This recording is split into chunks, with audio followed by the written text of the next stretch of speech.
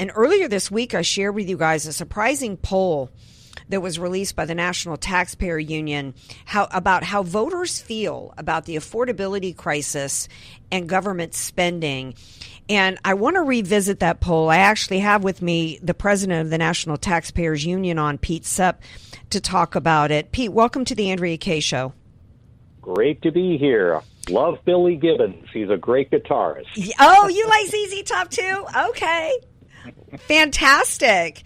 All right. I'm in Friday mood, by the way. So, but I know we got to get serious, because one of the reasons why I already talked about y'all's poll a couple days ago, and a lot of people were really surprised, as I was, that the American people were like, yeah, we have an affordability problem, but it's only going to get worse for us, given the fact that there's $37 trillion in debt that will break our backs going forward.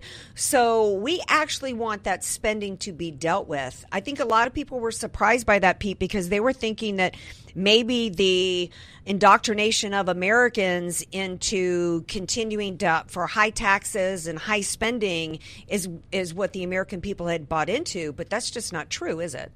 Yeah, it's nowhere close, actually. This is a poll that was taken involving 800 registered voters nationwide.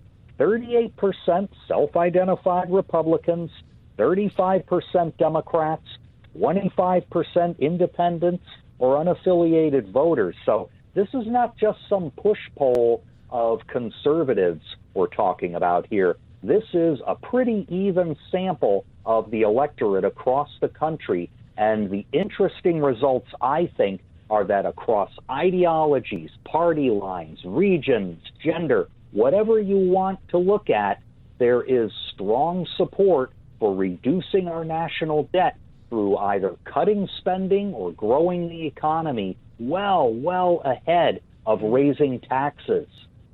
Yeah, and the reason why I already mentioned it a couple of days ago that you guys put this out, and I wanted you back on because this actually gives me hope that that our fellow Americans across the country see the game that's being played. We do not have to think that we have to go along with and buy into. We've got a 2-week extension to reopen the government. And we got all this haggling going on with the Republican Party and the Democrats. The reality is both parties are continuing to spend us into oblivion. This poll proves the American people are sick of it.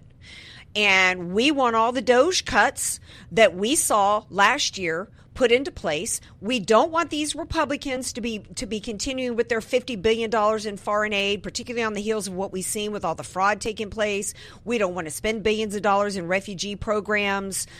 We want spending to be cut. Now, how do we, as citizens, how do we get our elected officials to actually do what we want them to do and cut the spending, Pete? I think that the very first thing folks have got to do is get into these town hall meetings that get held across the country and speak up about spending. You know, it's very easy for the squeaky wheel to get the grease, and that is what is happening not only here in Washington, D.C., but back in the congressional districts.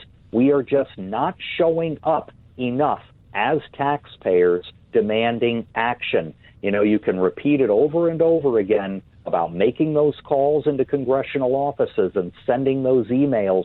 I see it every time I go to Capitol Hill to meet with lawmakers and staff. There's a person on the phone and on the computer. There's usually two of them in a senatorial office, even a House office, and I know what they're doing. They are keeping a written tally of the number of calls and emails they get about given issues, and they give it to the member of Congress every day. We need to be on the right side of that tally, generating hundreds of calls and emails, and personally written emails, not just your canned emails, can really have an impact.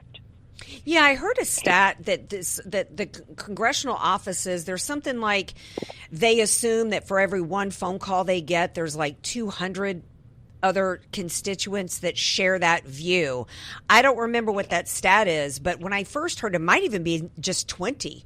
It doesn't, I think that we forget that it doesn't take a million of us to call or put pressure on for them to realize that, yeah, it's an issue for the voters, right? Yeah, absolutely. Absolutely. And I've seen those too. It's anywhere between 20 and 30. And we need to be the one person in our district or on the phone that day who will speak for the other 20 or 30 people. It's not that hard. And again, a personal, heartfelt call or email is what we need here.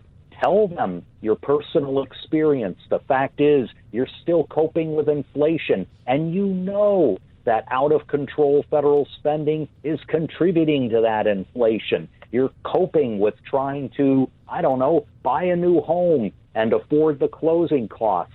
You can tell them it's government that is contributing to those costs. 44% of an average home closing cost is taxes and fees from the government. Wow. One quarter of the price of a new home in America is due to regulatory and tax costs. That was compiled by the National Association of Home Builders, so they ought to know. Yeah. These are the kinds of things that have to get out. Well, thank you so much for being here. I'd like to have you back on a regular basis so we can continue to beat this drum. Pete Sepp, he's the president of National Taxpayers Union. Quickly, how can people learn more about your organization? Visit us online at NTU, our initials for National Taxpayers Union, NTU.org.